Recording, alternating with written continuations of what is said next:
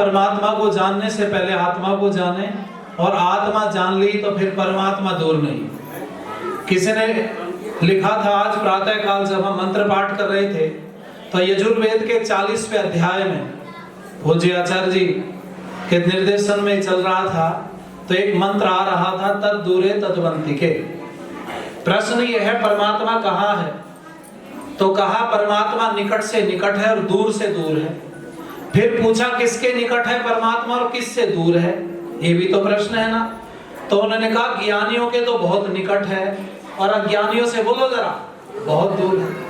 अब आप कहोगे ज्ञानी अज्ञानी में अंतर कितना होता है परमात्मा का? तो सुशील जी मुझे एक पेन दे दो, सुशील जी पेन दे दो मुझे समझाने के लिए, प्रैक्टिकल ज्यादा समझ में आता है। देखो ये मेरे पास क्या है, जोर से बोलो, पेन है। कोई इसको कलम भी बोल देता, कोई पेंसिल बोले, जो अपनी अपनी भाषा में, लेकिन ये पेन है। मैं आपको कहना चाहूंगा संसार में 3 प्रकार की दूरी होती है। कितने प्रकार की बोलो जरा? 3। मेरे साथ बोलोगे तो अच्छा लगेगा। एक दूरी होती है स्थान की, बोलो जरा स्थान की। दूसरी होती है काल की, बोलो। तीसरी होती है ज्ञान की। 3 दूरी होती है, एक ज्ञान की होती है, एक स्थान की होती है, काल की होती है। अब मैं समझा देता हूँ। आपका डीएवी स्कूल है, आप लोग संचालित करते हैं, कहाँ है वो? दूसरी तरफ है, यहाँ से दूर है, 8-10 किलोमीटर है, लहलूंगा के पास में है ना। अब आप मुझे बताना जरा, ये जो वहां है स्कूल यहाँ नहीं है, और जो वो यहाँ पर है वो गुरुकुल बोलो वहां नहीं। ये जो यहाँ दूरी है हमारे बीच में, इसको स्थान की दूरी कहते हैं। कोई वस्तु वहां तो है पर यहाँ नहीं है, यहाँ है पर वहां नहीं है, इसको बोलते हैं स्थान की दूरी। एक दूरी होती है काल की दूरी। काल माने समय की। जैसे सवेरे तो कोई हमारे पास था पर अब इस समय पर बोलो नहीं, ये हो गई काल की दूरी। लेकिन तीसरी दूरी होती है ज्ञान की दूरी। परमात्मा में हम में स्थान की दूरी नहीं है, क्योंकि वो वहां पर भी है और बोलो यहाँ पर भी है। उसकी सिद्धि हो सकती है, आप कहोगे तो मैं सिद्ध कर सकता हूँ परमात्मा सब जगह। और दूसरी बात यह है परमात्मा में हम में काल की दूरी भी नहीं है कि परमात्मा पहले था अब नहीं है। परमात्मा पहले भी था और बोलो अब भी है। तीसरी दूरी है ज्ञान की। ज्ञान की दूरी क्या होती है, बस ये समझने के लिए मैंने ये पेन लिया है सुशील जी से, बड़ा ध्यान दीजिएगा। एक आपने बढ़ई को काम करते हुए देखा होगा, वो क्या काम करता है? पेन से निशान लगाता रहता है और लकड़ी पर निशान लगाता, और लकड़ी पेंसिल कहाँ रख लेता है? बोलो जोर से बोलो, कहाँ रखी है? इधर वालों को भी दिख जाए। कहाँ रख ली मैंने? बोलो कान पे। मेरे कान पे टिकना मुश्किल हो रही है, उसको अभ्यास होता है। कान पे उसने पेन रख लिया और पेन रखने के बाद में उसने फिर काम करना शुरू कर दिया।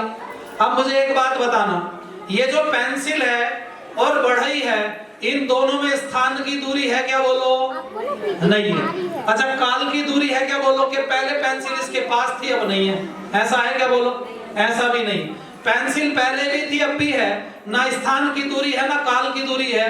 थोड़ी देर बाद में निशान लगाते लगाते कान पे रख कर के भूल गया, फिर इसको याद आया निशान लगाना है लकड़ी पर। अब इसने इधर उधर ढूंढा, पेन मिला नहीं इसको। और पेन कहाँ है? बोलो जरा कान पे है। ये कह रहा है ये बड़े बच्चे निकम्मे थे, मेरा पेन उठा के ले गए होंगे। शोर मचा रहा है, गाली दे रहा है, कहीं पेन नहीं मिलता। अच्छा इसको पेन दिखाई नहीं दे रहा है। इसके और पेन के बीच में केवल ज्ञान की दूरी है। कौन सी दूरी? बोलो जरा ज्ञान। अब ज्ञान की दूरी किसने दूर की?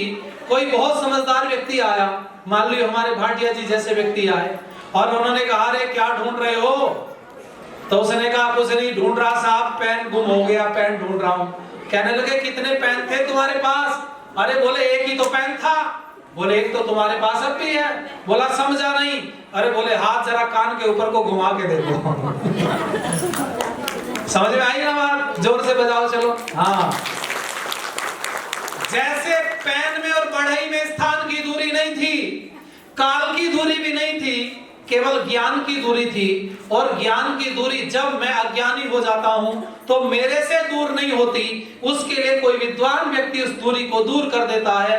और जब विद्वान व्यक्ति दूरी दूर करता है तो वो दूरी समाप्त हो जाती है। जैसे बढ़ई को एक समझदार व्यक्ति ने बताया तुम्हारे कान पर पेन है, ऐसे ही समझदार विद्वान लोग तुम्हें बताते हैं दिल के ही आईने में है तस्वीर यार, जब जरा गर्दन झुकाई देख ली परमात्मा बाहर नहीं है। कहाँ है? बोलो जरा अंदर है।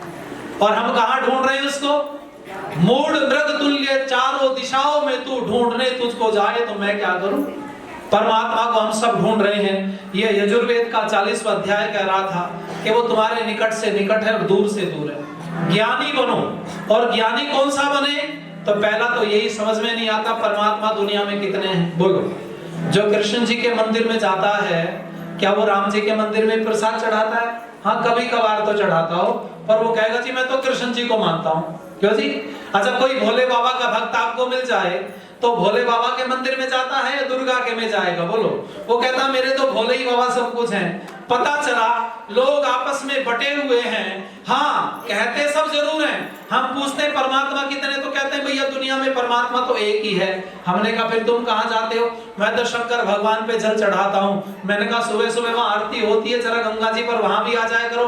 कहने लगे नहीं, मैं तो कई सालों से जा रहा हूँ, बस मेरा नियम तो यह है मैं सुबह पहुंच जाता हूँ वहीं, और कहीं नहीं जाऊंगा। अच्छा, भगवान ने तुम्हें बांटा है क्या? बोलो, नहीं बांटा। अगर भगवान ने हमें बांटा होता तो मैं उत्तर प्रदेश से आया हूँ, चाइना तिब्बत का बॉर्डर हमारे थोड़ा ऊपर को लगता है, थोड़ा उत्तराखंड को पार करो, ऊपर पहुंच जाओ। क्यों जी? दिल चुप जी। ऊपर पहाड़ जहां मैं कब बैठता हूँ वहां से ऊपर को पहाड़ शुरू हो जाते हैं, और हिमालय पर्वत वाले भयंकर सर्दी आजकल तो हमारे यहाँ। मैं आपको बताऊं, अगर मैं वहां से आया था और आप यहाँ छत्तीसगढ़ के हो तो आपकी और मेरी नस्ल में अंतर होना चाहिए था। बोलो, होना चाहिए था कि नहीं? लेकिन जहां आंख नाक कान मेरे लगे हैं और वहीं आपके भी लगे हैं। और कमाल की बात बताऊं आपको, भाटिया जी का ऐतिहासिक परिवार है। कहां से आए? पाकिस्तान से। जब कल चर्चा हो रही थी, पाकिस्तान से आए। लेकिन कमाल की बात बताऊं आपको, वहां पर भी परमपिता परमात्मा का यही नियम था जो यहाँ पर है। पूरे संसार में परमात्मा का नियम एक, इसलिए परमात्मा दुनिया में बोलो एक।